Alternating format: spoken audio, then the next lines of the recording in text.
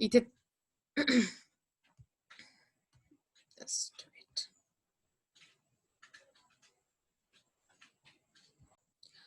तो हम बहुत दिन पहले से क्लासिकल इकोनॉमिक्स या फिर ऐसा कुछ करके पढ़ रहे हैं और हमने ये पिक्चर तो इतनी बार देखा है, बट फाइनली हम इन्होंने जो कुछ बताया उसके हिसाब से थोड़ा थोड़ा देखने वाले, थोड़ा थोड़ा चलने वाले हैं। तो he was a very well known economist, बहुत अच्छे थिंकर है कि इकोनॉमिक्स के, कि जो बोलते हैं कि कैसे चलना चाहिए। एक्चुअली ये बहुत ही फेमस हो गए 1929 के डिप्रेशन के दौरान। उसके पहले क्लासिकल लोग बहुत ही फेमस थे, जो बोल रहे थे गवर्नमेंट का कुछ इंटरवेंशन नहीं चाहिए, गवर्नमेंट को हमारे लिए कुछ करना नहीं चाहिए, ऐसा वैसा बहुत कुछ बोल रहे थे। ओके, तो मतलब ऐसे चल रहा था। और उसके दौरान जब डिप्रेशन आया तो वो जो पहले के क्लासिकल इकोनॉमिस्ट थे वो कुछ एक्सप्लेन नहीं कर पाएंगे कि अब ये कब खत्म होगा, अब ये जो हमारे ऊपर संकट मंडरा रहा है, प्रॉब्लम चल रहा है, मंडरा कैसे रहा है, पूरा का पूरा आया है, गिरी पड़ा है, मतलब तो वो प्रॉब्लम कैसे सॉल्व होगा, ये जवाब किसी के पास नहीं था। At that time Keynes was the person who told मेरे पास जवाब है। लेट्स से कि गवर्नमेंट को अपना खर्चा बढ़ाना चाहिए, गवर्नमेंट को मार्केट में पैसे लाने चाहिए, नॉट लाइक मतलब छपाई नहीं करायचे, ओके, नवे पैसे नहीं छापायचे, लेकिन कुछ करके, कुछ इकोनॉमिक एक्टिविटी करके नया पैसा मार्केट में लाना चाहिए, सो दैट एक फिर से चेंज शुरू हो जाएगी। कैसी, वो हमने कल देखी थी, मैं फिर से एक्सप्लेन करूंगी, लेकिन let's go ahead with this thing कि केन्स क्या बोल रहे हैं। मैं आपको अटेंडेंस की लिंक थोड़े देर में भेजने वाली हूँ, ओके।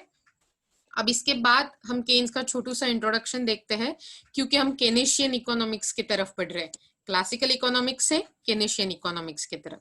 ओके, इंट्रोडक्शन में Keynesian economics was developed during Great depression.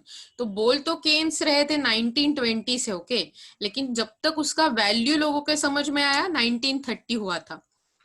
Keynesian theory provided an explanation for the severe and prolonged unemployment of 1930।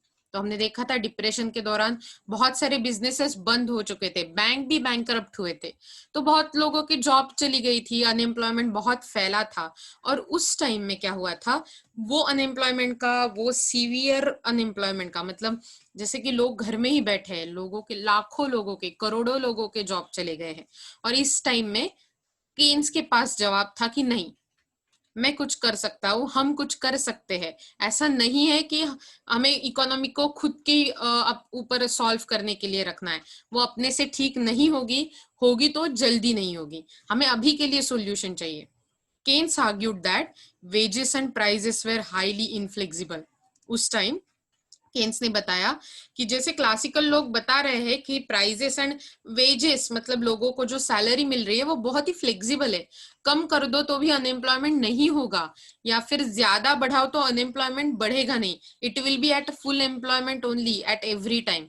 लेकिन केन्स ने बोला नहीं, फुल एम्प्लॉयमेंट मतलब जहां पर सबके सब रिसोर्सेस कंप्लीटली यूज्ड अप है, हम इक्विलिब्रियम कंडीशन पे, ऐसी कंडीशन बहुत कम बार होती है, रादर होती ही नहीं है इकोनॉमी में। हर बार either way you are at under employment और over employment, majorly under employment. इसकी वजह से वेजेस और prices they are highly inflexible, highly rigid, वो आप कम ज्यादा नहीं कर सकते हर बार, okay, particularly in downward direction. तो क्या है, ये हमेशा कम होते दिखाई देते हैं जब डिप्रेशन आता है, क्योंकि वो डिप्रेशन में बोल रहा था, हमने कल देखे थे बिजनेस साइकिल, तो क्या हो रहा था डिप्रेशन में, प्राइजेस कम हो रहे थे, डिमांड कम हो रहा था, ये सब बिल्कुल बहुत सारी चीजें थी जो कम हो रही थी, प्रोडक्शन, प्राइजेस, एम्प्लॉयमेंट, सब चीजें कम कम कम होती दिखाई दे रही थी। Thus, he did not think changes in price or interest rate would direct the economy back to the full employment। तो उन्होंने क्या सोचा, और उन्होंने प्रूफ करके भी दिखाया कि अगर आप प्राइजेस में और इंटरेस्ट रेट में, जो इंटरेस्ट रेट हमने देखा था जिससे सेविंग और इन्वेस्टमेंट एडजस्ट हो रही थी क्लासिकल इकोनॉमिक्स में, तो अगर ये दोनों चेंज करने से भी आपकी इकोनॉमी फिर से फुल एम्प्लॉयमेंट के कंडीशन पे आने वाली नहीं है। That's what he told interest rate को इतना ज्यादा इंपॉर्टेंस मत दो, प्राइजेस को इतना ज्यादा इंपॉर्टेंस अभी के लिए मत दो। National income means total money value of goods and services produced in the economy in the year. So हमने देखा था ये नेशनल इनकम क्या होता है, पूरे के पूरे ईयर में इकोनॉमी में या फिर एक नेशन की इकोनॉमी में जितना प्रोड्यूस हो रहा है उसका इनकम, तो उस पर ध्यान देना था, ऐसा केन्स का बोलना था। सो in a sense Keynes argued that market would not automatically lead to full employment equilibrium. Market directly full employment का equilibrium कभी भी पहुंचे, मतलब कभी भी उस इक्विलिब्रियम पे पहुंचेगा नहीं।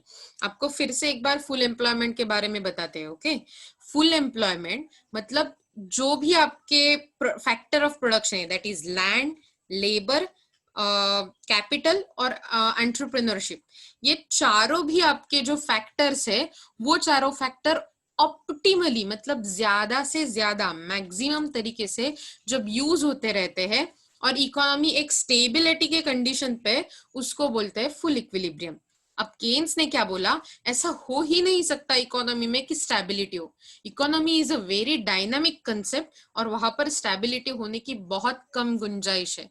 Either way you will be at under employment जहां पर कम यूज हो रहा है फैक्टर का, या फिर ओवर एम्प्लॉयमेंट जहां पर ज्यादा यूज हो रहा है फैक्टर का।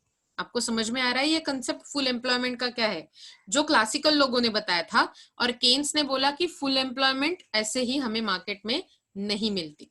तो Keynes argued that market would not automatically lead to full employment equilibrium. Market अपने से खुद से जाकर फुल एम्प्लॉयमेंट पे जाकर नहीं पहुंचेगा उसके इक्विलिब्रियम पर, but in fact the economy could settle in equilibrium at any level of unemployment। लेकिन इकोनॉमी में थोड़ा सा अगर एक्सटर्नल फोर्स डाल दो तो वो खुद से इक्विलिब्रियम पे सेट हो जाएगी। अब ये दो चीजें हैं। ओके, एक है इक्विलिब्रियम, एक है फुल एम्प्लॉयमेंट। दोनों सेम चीजें नहीं है। फुल एम्प्लॉयमेंट मतलब फैक्टर ऑफ प्रोडक्शन का मैक्सिमम यूज, राइट, उसकी कैपेसिटी पूरी की पूरी यूज करना, that is a full employment. और इक्विलिब्रियम मतलब जहां पर डिमांड एंड सप्लाई इक्वल है उस फैक्टर पे। Let me show you again. मुझे ना बहुत ही अच्छा लगता है ड्राइंग्स निकालना, आते तो नहीं है लेकिन अच्छा लगता है। ओके, सो होपफुली वो आप बेयर कर दोगे। ओके, सो ये है हमारे basic X and Y axis, जहां पर एक्स एक्सिस पे आपको मे बी क्वांटिटी दिखेगी, ओके, एंड वाई एक्सिस पे आपको दिखेगा प्राइस। आपको दिखाई दे रहा है मेरा व्हाइट बोर्ड और मेरी ड्राइंग्स? आप एक्चुअली इसको बेचकर बहुत ज्यादा मैं पैसे वाली हो सकती हूँ, पता है ना, बहुत ज्यादा अच्छे अच्छे ड्राइंग, मॉडर्न आर्ट बन सकता है इसका। So I am not artist, I am just joking. Okay, क्योंकि आपको जोक समझ में नहीं आते ये मुझे पता चला है अभी। तो ये है हमारा सप्लाई। ओके, और इसके साथ बनाते हैं एक डिमांड। तो ये है हमारा डिमांड। ओके, अब ये ऐसी चीज है कि इसके लिए फुल एम्प्लॉयमेंट की जरूरी नहीं है। क्या बोल रही हूं मैं कि कौन से भी लेवल पे क्वांटिटी पे और कौन से भी लेवल के प्राइस पे एक पॉइंट आएगा, ये वाला पॉइंट जिसको हम बोल देते हैं ई पॉइंट। ओके, तो ये पॉइंट है जहां पर आपको इक्विलिब्रियम मिलेगा। मतलब ये जो क्वांटिटी होगी, ये क्वांटिटी हम इसे क्यू डैश बोलेंगे, और ये जो प्राइस है वो हम इसे पी डैश बोल देते हैं। ओके, सो पी डैश और क्यू डैश मतलब ओ पी डैश इतनी प्राइस और ओ क्यू डैश इतनी क्वांटिटी बेची जाएगी मार्केट में और खरीदी जाएगी। इतने क्वांटिटी का सप्लाई होगा, इतने क्वांटिटी का डिमांड होगा जो ई पॉइंट पे मिलता है। मतलब कि यहाँ पर S इक्वल टू डी होगा, मतलब सप्लाई इक्वल टू डिमांड। समझ में आ रहा है आपको इक्विलिब्रियम क्या होता है? हाँ, बेसिकली मैंने आपको क्या एक छोटी चीज बताई, इक्विलिब्रियम क्या है। डिमांड इक्वल टू सप्लाई, जो भी पॉइंट पे आएगा जहां पर डिमांड का कर्व सप्लाई के कर्व को काटेगा, उस पॉइंट पे डिमांड जितनी होगी उतनी ही सप्लाई मार्केट में होगी। वो ही पॉइंट होगा जहां पर सारे बायर्स आकर खरीदेंगे, वो ही पॉइंट होगा जिस प्राइस पे जिस क्वांटिटी को सेलर्स बेचेंगे। समझ में आता है? तो दैट इज, और फिर वो क्वांटिटी की प्राइस, अब सोचो कि हम चावल बेच रहे हैं, ओके, तो चावल की यही क्वांटिटी होगी, हम यहाँ पर 10 लिख देते हैं, यहाँ पर 20 लिख देते हैं, मतलब 20 किलो, और यहाँ पर 30 किलो लिख देते हैं। तो बायर्स आकर वॉट एवर में हैपन 20 किलो ही लेंगे, क्योंकि एक की प्राइस है 10, यहाँ पर कोई बेचेगा ही नहीं, कोई भी सेलर बेचेगा नहीं। ये है 20 किलो पर बस 20 रुपीज पर किलो, और ये है 30 रुपीज पर किलो। ओके, तो क्या हो जाएगा, 10 रुपीज में कोई आकर लेने वाला ही नहीं है, देखो, क्योंकि कोई किसी को मतलब फायदा ही नहीं होने वाला ये लेकर, तो ये हमारे लिए ऑप्शन ही नहीं है।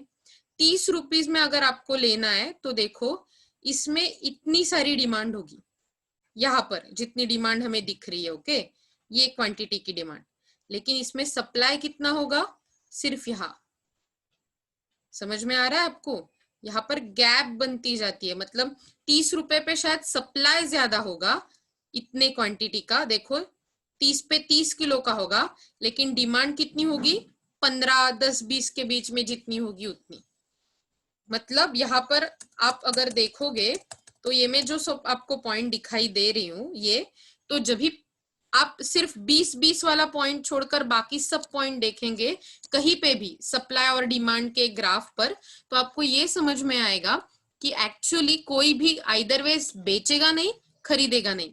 इसके पीछे अगर आप देखो, यहाँ पर 20 के नीचे देखोगे तो क्या होगा, प्राइस कम है, इसके लिए सप्लाई कम होगा, राइट? हमने देखा था सप्लाई का लॉ, सप्लाई बढ़ेगा अगर प्राइस बढ़ेगी, तो 20 से पीछे प्राइस कम है, मतलब सप्लाई कम होगा, डिमांड ज्यादा होगी, ओके। और इसके आगे 20 के ऊपर अगर गए हम तो क्या होगा, 30 में प्राइस बढ़ेगा, सप्लाई बढ़ेगा, लेकिन डिमांड का लॉ क्या बताता है, जैसे प्राइस बढ़ती जाती है डिमांड घटती जाती है, इसका मतलब डिमांड कम हो जाएगी, मतलब दोनों सेम आएंगे ही नहीं, तो मार्केट में प्रॉब्लम हो जाएगा। और हमें क्या चाहिए, मार्केट में जितना डिमांड हो उतना ही सप्लाई हो। अदरवाइज अगर सप्लाई कम है, डिमांड ज्यादा है, ओके, मतलब हमें राइस चाहिए लेकिन मार्केट में राइस नहीं मिल रहा है, तो क्या होगा, जो भी राइस अवेलेबल होगा वो ज्यादा भाव में बिकेगा, इसका मतलब क्या होगा, इन्फ्लेशन होगा। सप्लाई कम, डिमांड ज्यादा, मतलब इन्फ्लेशन। और अगर ऐसे है कि डिमांड कम, डिमांड ज्यादा, डिमांड कम, सप्लाई ज्यादा, तो क्या होगा, डिफ्लेशन। मतलब मार्केट में बोरियों की बोरियों मतलब बोरियां भरी हुई है राइस से, कोई डिमांड ही नहीं कर रहा है, बारिश आ रहा है, भीग जाएगी, खराब हो जाएगी, तो क्या करेंगे, सेलर्स जितना भी दाम मिले उसमें बेच देंगे। तो क्या होगा, पहले अगर 30 का प्राइस थी, कोई खरीद नहीं रहा है, वो लोग नीचे नीचे नीचे बेचना शुरू कर देंगे नीचे की प्राइस पर, तो पहले 29, फिर 28, 27, 26, 20 पर आकर उनको कुछ तो बायर्स मिलेंगे, तो 20 पर आकर उनकी बोरिया बिकेगी। मतलब जैसे डिमांड कम है, सप्लाई ज्यादा, तो प्राइजेस कम होगी, उसको हम बोलते हैं डिफ्लेशन। और ये इन्फ्लेशन और डिफ्लेशन के जो दो मामले हैं वो हमें बिल्कुल नहीं चाहिए, और इसके लिए हमें क्या चाहिए, डिमांड इक्वल टू सप्लाई, जो हमें यहाँ पर दिखाई दे रहा है अगर आपको है। और जब भी डिमांड इक्वल टू सप्लाई हो जाता है तब हम उसे क्या बोलते हैं, इक्विलिब्रियम, ओके। इक्विलिब्रियम मतलब डिमांड इक्वल टू सप्लाई। यहाँ तक सबको थोड़ा थोड़ा समझ में आ रहा है? ओके, मुझे पता है कि ये थोड़ा सा, इज देयर एनी डाउट कि जो आपको मतलब आपको लगता है मैं और कुछ, ओके ओके, अगर आपको कुछ डाउट है तो आप चैट बॉक्स में मुझे डाल देना, मैं देखती हूँ और आपको आंसर करने के ट्राई करती हूँ, ओके। लेट्स सी कि आगे क्या लिखा है। तो अब जो एक केन्स था, इन्होंने बोला कि फुल एम्प्लॉयमेंट, और ऐसा कभी हो ही नहीं सकता कि इक्विलिब्रियम हर बार फुल एम्प्लॉयमेंट की जगह पर ही आकर पहुंचे, ऐसा भी हो सकता है कि फुल एम्प्लॉयमेंट नहीं है लेकिन फिर भी उस मार्केट में इक्विलिब्रियम है, मतलब डिमांड इक्वल टू सप्लाई है।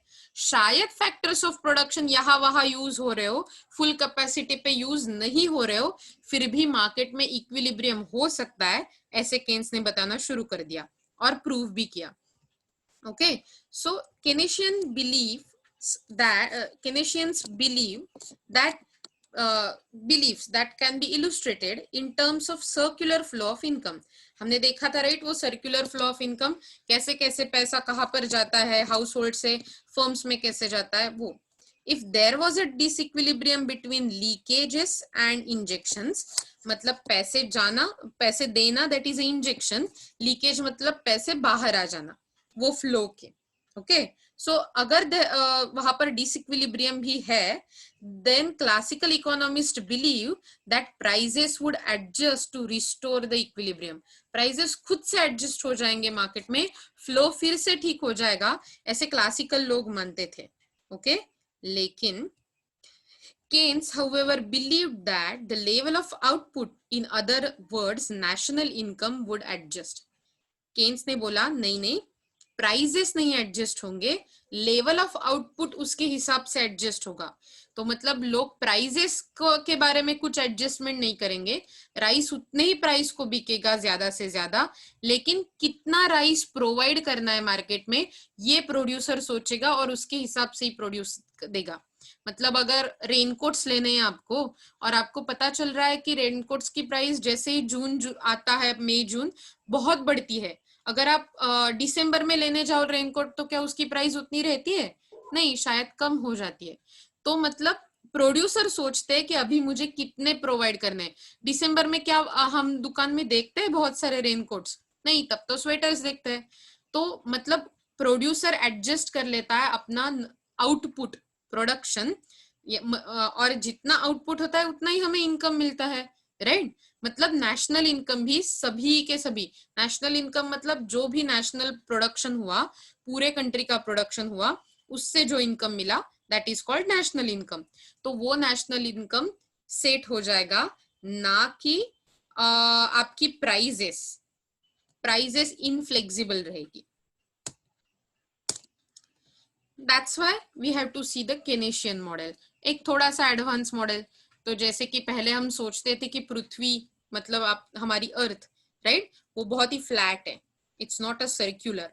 लेकिन फिर बहुत सारे लोग आए, मतलब जो थिंकर थे, कोपरनिकस जैसे, गैलीलियो जैसे, और ऐसे बहुत सारे लोग, और उन्होंने बोला कि नहीं नहीं, पृथ्वी फ्लैट नहीं है, it's circular, spherical in nature, गोल है पृथ्वी। तो पता है क्या हुआ था? जिन्होंने ये बोला कि पृथ्वी गोल है, तो उनको जेल में डाल दिया और उनको बहुत बड़ी सजा दे दी, क्योंकि लोगों के बिलीफ्स को तोड़ने की कोशिश की उन्होंने।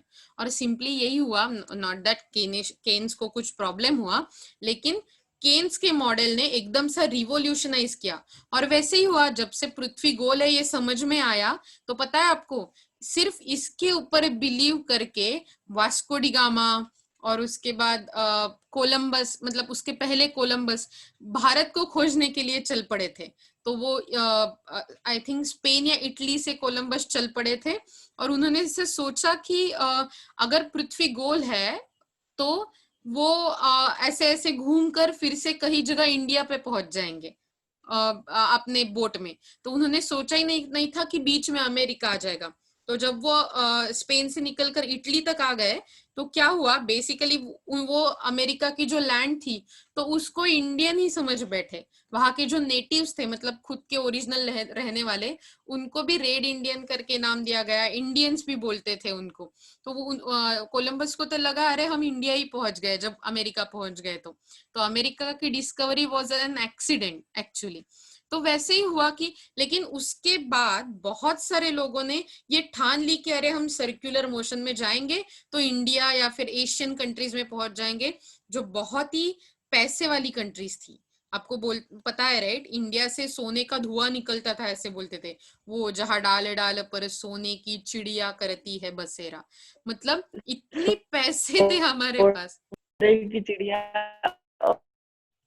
और मसाले के लिए हाँ हाँ, एक्चुअली सच में मसाला, फिर ताग मतलब जूट, चाय, और यहाँ से बहुत ज्यादा मतलब आपको क्या बोलते थे, हम सेल्फ सफिशिएंट थे बहुत ज्यादा उस टाइम।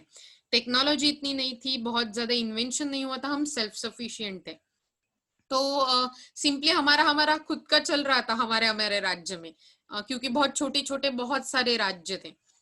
इंडिया के त्याला भारतीय उपखंड असं म्हणतात, इंडियन कॉन्टिनेंट। तो अपना खुद का ऐसा हम अच्छे से थे। चाइना में भी वैसा था, वैसे छोटे छोटे कंट्रीज में भी बहुत ज्यादा ऐसा था। तो लोगों को ना बहुत अट्रैक्टिव लगता था कि अरे कैसे रह रहे हैं, इतनी प्राचीन संस्कृतियां कैसी रह रही है। तो मतलब इसके लिए वो भारत में आना चाहते थे। एंड फिर हमने देखा था वो मर्केंटलिज्म का, एक बार अगर आपको याद है कि वो उनका थॉट प्रोसेस ही ऐसा था कि ट्रेड करना है, और जहां पर ट्रेड करना है वहां पर कॉलोनीज क्रिएट करनी है, मतलब अपनी खुद की जगह क्रिएट करनी है, और वहां पर राज्य चलाना है। उसके लिए मिलिट्री फोर्स भी चले, हमें सिर्फ पैसा चाहिए। That was just like a mindset back then. तो ऐसे ही हर एक फील्ड में, नॉट ओनली ज्योग्राफिकल और पॉलिटिकल फील्ड, हर एक फील्ड में कोई ना कोई रिवॉल्यूशन मतलब क्रांति आ जाती है। तो इकोनॉमिक्स में भी ऐसे ही क्रांति आई, जिसको केनेशियन इकोनॉमिक्स बोलते हैं। क्लासिकल लोग थोड़े थोड़े थोड़े पीछे जाने लगे, केनेशियन फोकस में आने लगे। ओके, तो इन्होंने क्या किया, अपना खुद का मॉडल डाल दिया। जो हमने लास्ट में देखा था सेज लॉ, ये क्लासिकल लोगों का मॉडल था कि कैसे इकोनॉमी चलेगी, कैसे इक्विलिब्रियम होगा, ब्ला ब्ला ब्ला वैसे। तो केनेशियन लोगों ने अपना खुद का मॉडल डाल दिया। In the Keynesian theory there are two approaches to the determination of income and output. Basically हर एक का क्या फोकस है कि हमें खोजना है कि इकोनॉमी में इनकम कैसे क्रिएट होना है, एम्प्लॉयमेंट कैसे क्रिएट हो रहा है, और लेबर सप्लाई, लेबर मार्केट कैसे चल रहा है, और ये सब से एक्चुअली इकोनॉमी में मनी क्रिएशन कैसे हो रहा है। ओके, आपको भी पता है आपका लास्ट चैप्टर ये बुक का मनी सप्लाई या फिर मनी रिलेटेड चैप्टर है, क्योंकि ओवरऑल कहीं से भी जाकर, इकोनॉमिक्स में ही नहीं, कौन से भी फील्ड में जाओ, कहीं से भी आकर बात कहाँ पर रुक जाती है, पैसों पर। सो सिंपली हर एक का क्या मानना था, पैसे कैसे इकोनॉमी में फ्लो हो रहे हैं या इकोनॉमी के बाहर फ्लो आउट हो रहे हैं, वो देखने। Okay, so in Keynesian theory there are two approaches, दो अप्रोचेस थे क्या डिटरमाइन करने के, income and output. Aggregate demand, aggregate supply approach, जो हम इसके आगे देखने वाले, और उसके बाद saving and investment approach. Okay, so aggregate demand, aggregate supply approach एक अप्रोच था। दूसरा अप्रोच था सेविंग इन्वेस्टमेंट अप्रोच। आपको समझ में आया, दो अप्रोचेस, पूरे के पूरे डिटेल में नहीं, दो टाइप समझ में आ गए, राइट। उसके बाद क्या था, उसके लिए कुछ की अजम्पशंस केनेशियंस ने यूज किए। तो आपको पता है हमने वो अजम्पशंस क्लासिकल्स में भी देखे थे।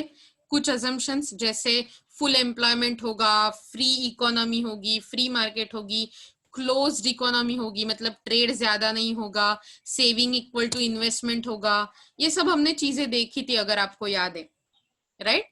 तो वैसे ही केन्स ने अपने खुद के अजम्पशंस बना लिए थे। वो कैसे है, पहला था prices are constant at a given price level, firms are willing to sell any amount of output at that price level। तो उन्होंने क्या बोला, प्राइजेस जो क्लासिकल लोग बोल रहे थे प्राइजेस फ्लेक्सिबल हो सकते हैं प्रोडक्ट्स के, तो केन्स ने बोला नहीं, प्राइजेस फ्लेक्सिबल नहीं होंगे, प्राइजेस कांस्टेंट होंगे, प्राइस चेंज नहीं होंगे। मतलब अगर एक बुक मुझे 10 रुपए में मिल रही है, तो 2 3 4 बुक खरीदने के बाद, मतलब 3 बुक खरीदने के बाद मुझे 30 ही रुपए देने पड़ेंगे। ना कि अगर एक के लिए मैं 30 रुपए ले रही हूँ, और मतलब जायद आ रहा है तो मैं उसको 30 रुपए के लिए दे रही हूँ, लेकिन आशना आ रही है तो मैं उसके बोल रही हूँ अरे आशना ठीक है, आप हर बार मुझसे लेके जाती है, तो ठीक है आप 20 रुपए में ले जाओ। फिर शायद फवाद आ जाए तो फवाद को बोल दूं नहीं नहीं आपको 40 रुपए पे करने। फिर उसके बाद मतलब आपके सभी ऐसे फ्रेंड, हर एक को अलग अलग प्राइस नहीं, प्राइस फिक्स्ड रेट। ओके, तो आपको समझ में आ रहा है पहला अजम्पशन, हर एक at the given price level, मतलब जो भी आपको प्राइस की लेवल मिली है, तो firms are willing to sell any amount, आप कितना बेचो डजेंट मैटर, प्राइस सेम रहेगी। ओके, तो मतलब आप 10 रुपए में एक बुक बेच रहे हो तो वैसे ही 10 रुपए कांस्टेंट करके 100 बुक्स बेचो तो 1000 रुपए कमाओ. We don't care about how much you are making, we care कि 10 ही रुपए में एक बुक बेची जाएगी. Are you okay with this assumption? Let's go further. दूसरा अजम्पशन यहां पर आता है,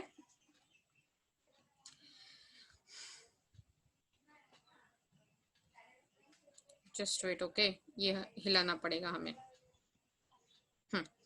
investment is assume to be autonomous and thus independent of income level. तो इन्वेस्टमेंट को अज्यूम किया कि वो ऑटोनॉमस होगी. अब ये ऑटोनॉमस इन्वेस्टमेंट का क्या मामला है मैं बताती हूँ.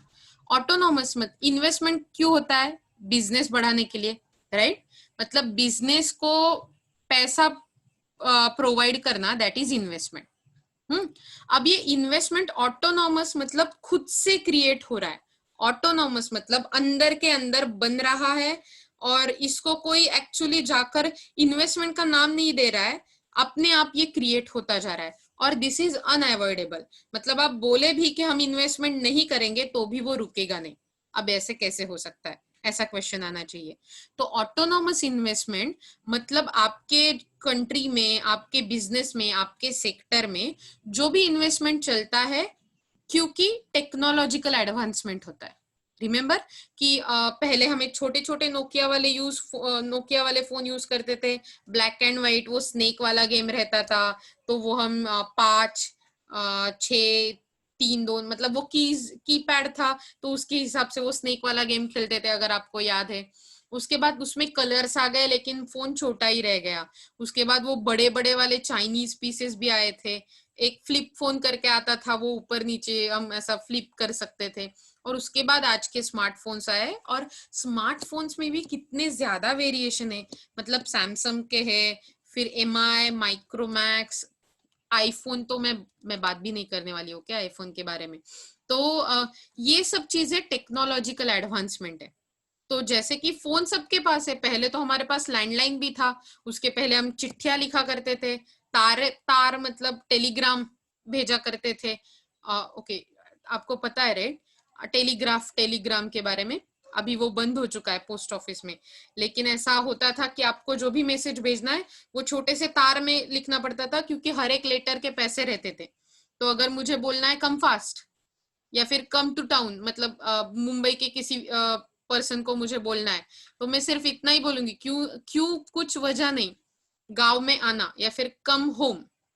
That's it. क्योंकि हर एक लेटर के पैसे, और जितने ज्यादा लेटर उतने ज्यादा पैसे. पैसे तो बहुत कम होते हैं लोगों के फास्ट पास. पोस्ट बोलते मैडम उनको.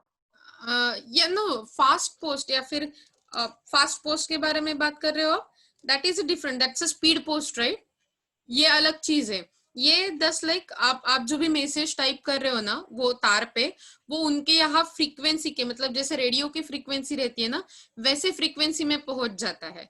तो वो सिर्फ इतनी चिट्ठी हुआ करती थी, कम फास्ट, दैट्स इट. और वो मतलब लोग डरा करते थे तारे आती थी तो, क्योंकि जनरली अगर कुछ बुरी खबर है तो ही ऐसे जल्दी जल्दी वाली और पैसों वाली खबर, पहले बहुत महंगी हुआ करती थी तारे, तो भेजते थे. मतलब किसी की डेथ हुई है तो, या फिर अगर किसी की शादी तय, लेकिन अच्छी चीजें तो लेटर में लिखी जाती है, राइट? तो क्या होता था, ऐसी रिवॉल्यूशन आ गई. तो क्या आज हम तार करेंगे किसी को जाकर? लेटर तो लिखते नहीं, हम ईमेल कर देते आजकल, अगर करना भी है तो. या फिर WhatsApp, Facebook, something you have, 2 minute 2 second में आपका मैसेज चला जाता है. लेकिन उस टाइम 2-2 महीने लगते थे यहाँ से वहां लेटर जाने के लिए. सो टेक्नोलॉजिकल एडवांसमेंट होता रहता है और ये एडवांसमेंट आपके बिजनेस के लिए इन्वेस्टमेंट जैसा पाया जाता है. समझ में आया? और इसीलिए इसको ऑटोनॉमस इन्वेस्टमेंट बोलते हैं, राइट? आप फास्ट पोस्ट के बारे में बता रहे थे, हमें कुछ और बताएंगे उसके बारे में? Is there something you want to say? No. Okay okay. आजकल स्पीड पोस्ट की भी एक मतलब होती है, आपको अगर पता है, वो जल्दी से जल्दी ज्यादा पैसों में पहुंचा देते हैं हमारे लेटर्स या फिर parcels. Okay, so investment is assumed to be autonomous and thus independent of income level. तो आपका इनकम कितना बढ़ रहा है उसके हिसाब से आपका इन्वेस्टमेंट नहीं चलेगा. आपका इन्वेस्टमेंट अलग से चलेगा, आपका इनकम अलग से चलेगा, वो बहुत कम प्रतिशत, कम परसेंट में एक दूसरे पर डिपेंड करने लगे, ऐसा केन्स ने माना। और उसके बाद there exist only two sectors in economy. तो अभी के लिए हम दो सेक्टर की इकोनॉमी देख रहे हैं, the house hold and the firms, हमने देखा था, राइट? दो ही सेक्टर है इकोनॉमी में, house hold and firms. Household, they are consumers. Firms, they are producers. Aggregate demand is the total amount of goods demanded in the economy. The aggregate demand function can be expressed as AD equal to C plus I. तो aggregate demand का function हम कैसे, aggregate demand ये है कि क्या है, वो हम बहुत मतलब अच्छे तरीके से देखने वाले हैं, डोंट वरी अबाउट इट। तो aggregate demand is the total amount of goods demanded in economy. तो एक्चुअली कितना डिमांड गुड्स का पूरा बन रहा है इकोनॉमी में, इसको बोलते हैं एडी, एग्रीगेट डिमांड। और ये मैथमेटिकल फॉर्म में एग्रीगेट डिमांड फंक्शन बोलते हैं उसे, ADF, एग्रीगेट डिमांड फंक्शन। तो ये कैसे बोला जाता था, AD equal to C plus I। C क्या है, आपको याद है C क्या था? Anybody, can you remember? C क्या है? AD equal to C plus I। C का मतलब है कंजम्पशन, ओके, प्लस I का मतलब होता है ऑटोनॉमस इन्वेस्टमेंट। हमने देखा था ऑटोनॉमस इन्वेस्टमेंट क्या है अभी। तो AD मतलब एग्रीगेट डिमांड का फॉर्मूला बन गया C plus I, where C is, यार क्या, एक बार देख लेते, नीचे लिखा है C is aggregate demand for consumer goods, मतलब कंजम्पशन। कंज्यूमर गुड्स मतलब आप जो कंज्यूम कर रहे हैं उसके लिए पूरी की पूरी डिमांड। और I is aggregate demand for investment goods, investment करने के लिए जो डिमांड है वो, ओके। और फोर्थ वाला आपका अजम्पशन है short run aggregate supply curve is perfectly elastic, that is flat. अभी इलास्टिसिटी तो आपने लास्ट सेम में पढ़ी होगी, मैं बताने वाली नहीं आपको। अगर आपको है तो एक बार क्या कर लेना, मुझे बता देना कि अगर आपको वो याद नहीं आ रहा है कि ये क्या है, ओके। और जस्ट यस,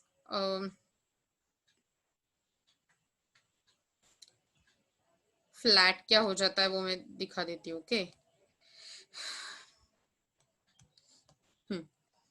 तो परफेक्टली इलास्टिक का मतलब होता है फ्लैट होना, मतलब कितना भी चेंज हो जाए आपका सप्लाई चेंज नहीं होगा, ओके। दैट्स हाउ केन्स का सप्लाई चलता है। तो मैं केन्स और सप्लाई से बोलती हूँ, so that is a case, okay. Supply के लिए हमारे पास हर बार यहाँ पर वाई एक्सिस में प्राइस रहता है, राइट। सो प्राइस यहाँ पर क्वांटिटी रहेगी, और इसके लिए यहाँ पर ये पूरा का पूरा फ्लैट रहेगा, मतलब आपकी प्राइस ऊपर नीचे कैसे भी हो जाए आपकी क्वांटिटी चेंज नहीं होने वाली। और पता है ये है फ्लैट कर्व, और एक है ऐसा ही। तो एक तो पूरा इलास्टिक होता है, मतलब प्राइस के हिसाब से प्राइस एक है, क्वांटिटी बदलती रहेगी, दैट इज कंप्लीटली इलास्टिक। और ये ऐसा है कि मतलब कितना भी प्राइस चेंज हो जाए, ये प्राइस, ये प्राइस, ये प्राइस, प्राइस कितना भी चेंज हो जाए आपका सप्लाई चेंज नहीं होगा, वो ये ही रहेगा Q1 जो है, ओके। ये है परफेक्टली इनइलास्टिक सप्लाई, और ये है परफेक्टली इलास्टिक सप्लाई, मतलब प्राइस एक ही होगी लेकिन सप्लाई की अमाउंट बदलती जाएगी। ये देखो जो हमने बात की थी, अगर आपको याद है, मतलब 10 ही प्राइस रहेगी। जून है, स्कूल शुरू हो रहा है, ज्यादा बुक लो। दिसंबर में शायद स्कूल नहीं है, कम बुक लो, लेकिन बुक्स की प्राइस कम नहीं होगी। That is a Keynesian supply. समझ में आ रहा है आपको? अब ये तो बोट भी दिखाई देगा, थोड़ी देर बाद बिल्डिंग दिखाई देगा, और मैंने कुछ ड्रॉ किया तो किसी रिवर पे ब्रिज भी दिखाई देगा। तो होपफुली आपको समझ में आया होगा। समझ में नहीं आ रहा है तो मुझे बता दीजिए, ओके। तो एक्चुअली क्या हुआ है, हमारे पास एज यूजुअल हमारा टाइम खत्म होने को है, तो मैं आपको अटेंडेंस शीट अभी के लेक्चर के लिए भेज देती हूँ, और फिर 1 मिनट के बाद ये तो हमारा वीडियो खत्म हो जाएगा, राइट। तो हम फिर से ज्वाइन करेंगे, आपको पता है हम फिर से ज्वाइन करते हैं, राइट। तो लेट्स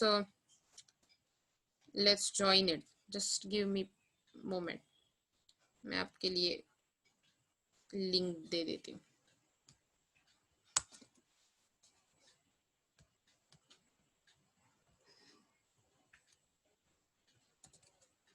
आपको लिंक मिली, एक बार चेक कर लीजिए।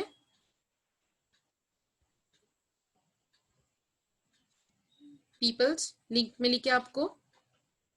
हाँ सी, मुझे दिखने लगे आलोक। Yes cool. मैम। तो हम 1 मिनट में ये लेक्चर खत्म हो जाएगा, लेकिन आप डायरेक्टली उसे फुलफिल करोगे, क्योंकि इसके बाद ये जो दिख रहा है ना कॉलम, उस पर मैं दूसरी वाले लेक्चर की भी अटेंडेंस लेने वाली हूँ आज। ओके, मैंने आपके लिए वो कॉलम फिल करके रखा है अभी के लिए। ये लगवाना नहीं है, यहाँ पर अगर लगे तो मैं पहला वाला भी कट कर दूंगी। Okay, so let's meet again same link पे।